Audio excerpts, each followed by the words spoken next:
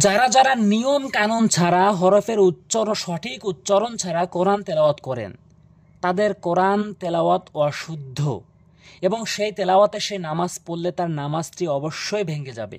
কারণ মাসআলা রয়েছে নামাজে কোরআন শরীফ অশুদ্ধ পড়া নামাজ ভঙ্গের কারণ। নামাজ ভঙ্গের কারণ 19টি, তার প্রথম কারণটি হচ্ছে নামাজে কোরআন শরীফ অশুদ্ধ পড়া।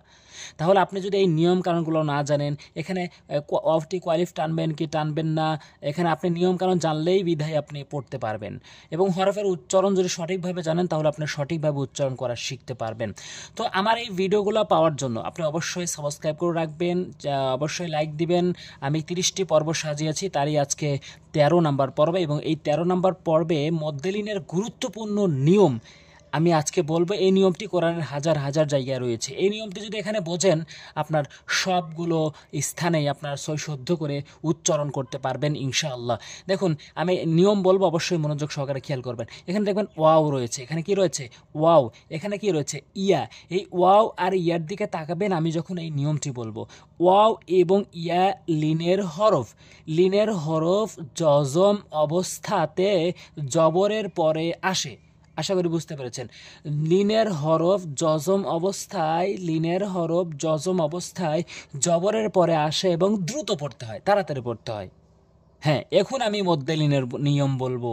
লিনের হরফের বামের হরফে, লিনের হরফের বামের হরফে যখন আপনি থামবেন, ওয়াকফ করবেন, তখন কিন্তু আপনার এক আলিফ টেনে ওয়াকফ করতে হবে। আসুন উদাহরণে বুঝি। খ অজবর খও, এটি লিনে হরফ দ্রুত পড়তে হয়, কিন্তু এই লিনে হরফের বামের হরফে ওয়াকফ করব, তখন কিন্তু আপনার লিনে হরফগুলো টান হবে।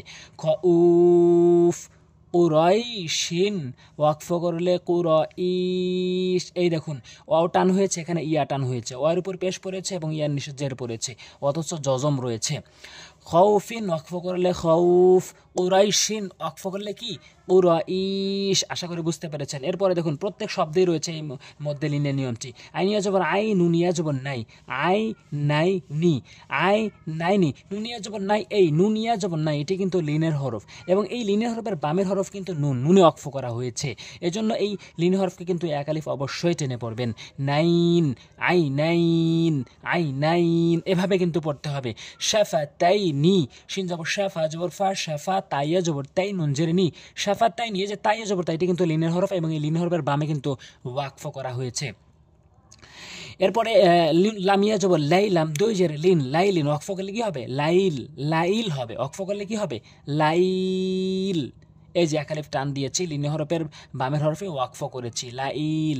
এরপর মিম জবর মাউ, তা দুই জের তিন, মাউতুন। এখানে দেখেন এখানে লিনে হরফের বামের হরফে ওয়াকফ করা হয়েছে। লিনে হরফ এখানে ওয়াও, জবরের পরে জজমালা ওয়াও, জবরের পরে জজমালা ইয়া। এগুলো কিন্তু লিনে হরফ, এগুলো ওয়াকফ না করলে টান হয় না, কিন্তু ওয়াকফ করলে কিন্তু অবশ্যই টান হয়। মিম জবর মাউ, তা দুই জের তিন, মাউতিন, ওয়াকফ করলে মাউত। খয়া জবর খয়, র দুই জের রিন, খয় রিন, ওয়াকফ করলে কিন্তু অবশ্যই খইর হবে, খইর হবে। এখানে ইয়ার নিচে দেখুন জের পড়েছে এবং এক আলিফ টান পড়েছে। নুন অজবর নাও, মিম দুই জের মিন, নাও মিন, ওয়াকফ করলে কি হবে নাউম। এই যে ওয়ার উপর এখানে পেশ পড়েছে এবং এক আলিফ টান হয়েছে নাউম। কওমিন, ওয়াকফ করলে কি হবে কউম, ওয়াকফ করলে কউম হবে।